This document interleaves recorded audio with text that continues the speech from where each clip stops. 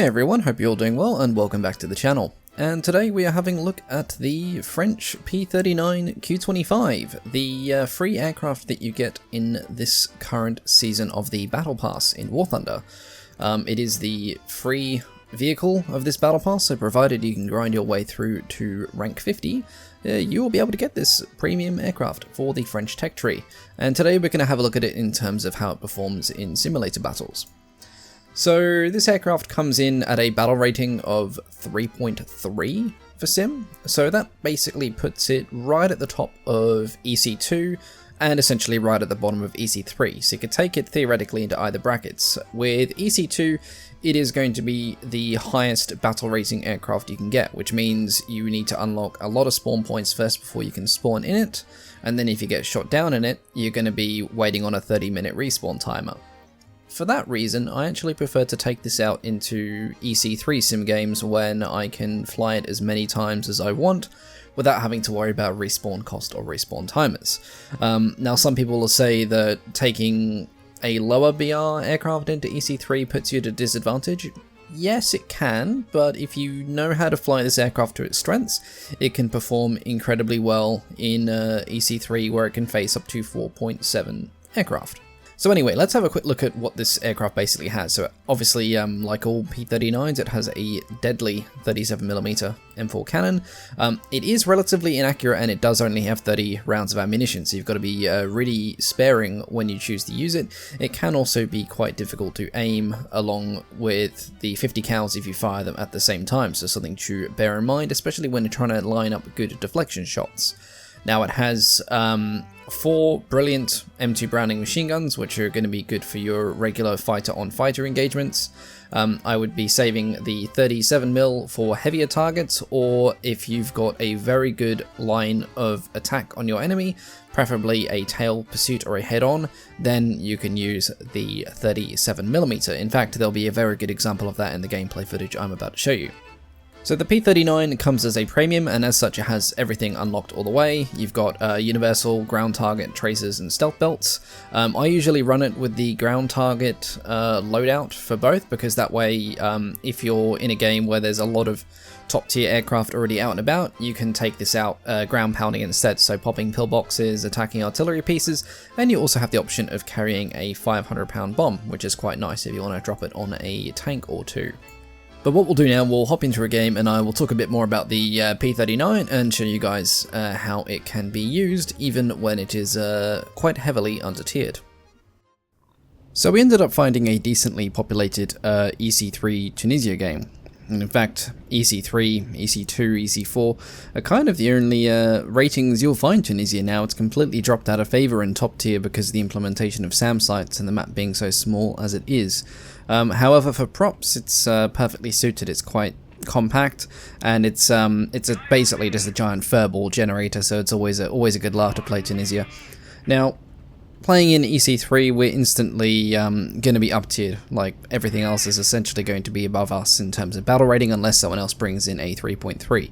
So with this kind of game, you want to take any kind of attack of opportunity you want. Always come in with the energy advantage, like what we see here. We're taking out a Focke-Wulf 190. That is something that normally we would not be able to go toe-to-toe with. However, because we came in with a altitude advantage and a speed advantage, and he was admittedly distracted by another fighter, we were able to take it out quite easily. Now the P39 has a relatively decent straight line speed and can keep up with a majority of the aircraft found at this tier. It does fall short with maneuverability, however. Yes, it does turn relatively well for American-built fighters at this tier, but it loses energy incredibly quickly, and turning sharply at slow speeds is absolutely deadly. So we were trying to get the jump on the 109 here, but he did see us coming, and now we are going to be getting roped into a turn fight, which is something that we just cannot sustain. So with the P39, because the engine is mounted in the center, it makes it a lot more prone to flat spins as a result of wing stalls. And wing stalls start to happen very easily in the P39 once you start getting below 400 kilometers an hour and you're still performing tight turns. You'll always feel it want to roll over, and you'll need to apply opposite rudder to correct it. Now, At the moment we have the advantage of altitude, however we are having to run away from this particular fight because it got to the point where if we turned any further with this 109, we were going to be losing far too much energy and at too much risk of a flat spin. Thankfully the P-39 is an excellent diver and we are able to outrun the 109 very easily. They cannot get to us at dive speed, they will rip their wings far sooner than we will.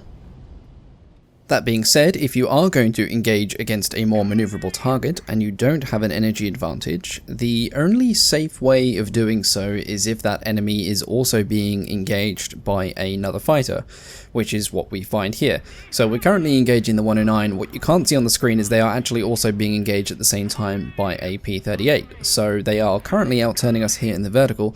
However, they can't immediately get guns on us because they've got to worry about the P-38 zooming up to try and get them at the same time.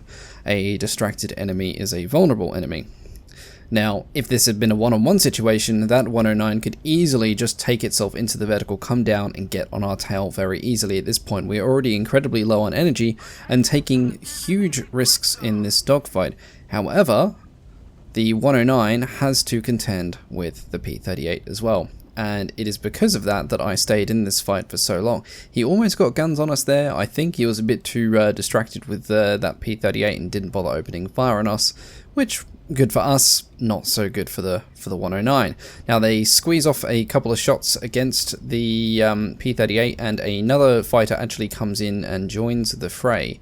And at this point they are both focusing heavily on the P-38 and we are able to come in here and get a pretty good deflection shot on the 109. Unfortunately the P-38 did get shot down, but we are able to avenge them, as you will see here, where we unload with all the machine guns and the melon launcher and send the burning wreckage of the 109 down into the Tunisian desert.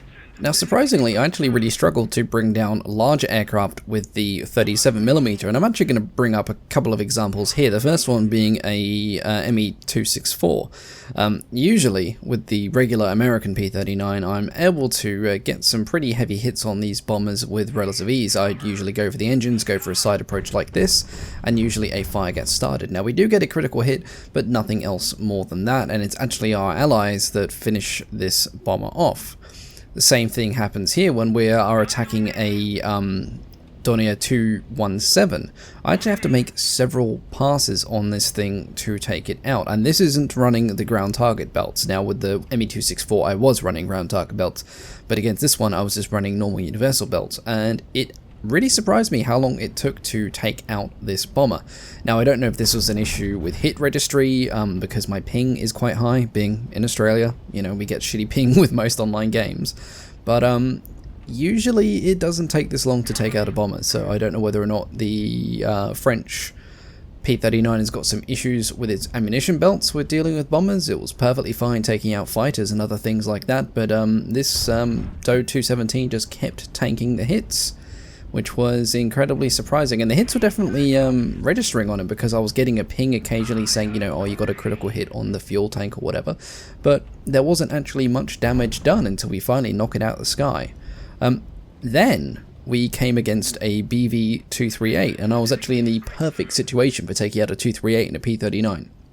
The best situation is you get yourself into a head-on position like this, and you essentially unload everything either into the engines or into the cockpit. Now, for a head-on with a BV, I usually actually go for the cockpit because if I can snipe both the pilots, you're going to take it out. And getting both the pilots is relatively easy when you've got 4 machine guns and a 37mm melon launcher in your nose. However, this time, all I got really was critical hits, and it was incredibly lucky that the BV was distracted with the other fighter and did immediately clap us out of the sky with their defensive cannons. They had a go at it, but they completely missed. So, yeah, the cannons were a bit disappointing. In fact, the largest thing I was able to take out other than a single engine fighter was a BF-110, and that was more of a lucky shot on the fuel tank. So yeah, bit of a concern that it might not be so good against large targets like the American counterpart, but it also could just be bad luck. Now with the P-39, sometimes you're going to find yourself in a tough spot where you're facing a superior opponent, like a 109 G2 for example. This is where you'll definitely need to rely on defensive flying, the P-39's strengths, and a healthy portion of luck as well to see you through the day. So we're currently chasing down a G2 that is quite heavily engaged against a friendly fighter. They've actually got a bit of an issue with tunnel vision here, and they don't peel off until they get quite dangerously close to the airfield. Now I choose not to turn in with the G2 because it will outturn me, so what I do is I turn into the vertical, convert my energy into altitude, and I am able to come back down onto it, and we get a pretty good angle of approach here. Unfortunately, my accuracy is relatively crap at this point. We do score a couple of hits, but it looks like they don't do anything, whether that is the case of the spark gods, or we were literally just catching the edge of the tail. Either way, the 37mm definitely didn't hit it, and we're incredibly close range here, and it's quite embarrassing that I haven't been able to splush this. We had a bit of a wing stall there, almost flat spin, but I kept it under control. This should have been a kill shot here, however, again, ping, sparks, hit registration, it's a bit of a pain, and we almost stall out here, and so does the G2, and just about gets a shot on me. However, he has a bit of a mini flat spin there, and we're able to move out of the way. At this point, the G2 realizes it's outnumbered, and technically outgunned as well with the 37mm, so he decides to make a run for it, and we engage in a pursuit. Now, in all likelihood, the G2 was going to get away from me at this point. However, I took one last final shot here with the 37mm. We only had 7 rounds left, so I thought I'd squeeze off a couple. Turns out I only need to squeeze off one. I got a direct hit on the G2 and promptly cut off its tail. That's what I mean when I say you need a healthy dose of luck as well, because that 37mm isn't the most accurate cannon mounted on aircraft, and the fact that that shot flew straight and true and took out that G2 is definitely a bit of lady luck helping me out there. Unfortunately, right after we took out the G2, a 190 decided to descend upon us, and we were promptly sent into the desert as well. So, lady luck giveth, lady luck taketh away. So the question is the P39Q worth getting the battle pass up to level 54? Yes and no. Like, it is a very good aircraft in its own right, and it sits very comfortably at 3.3, and you can take it into EC2 and EC3 and still do very well, as you can see here.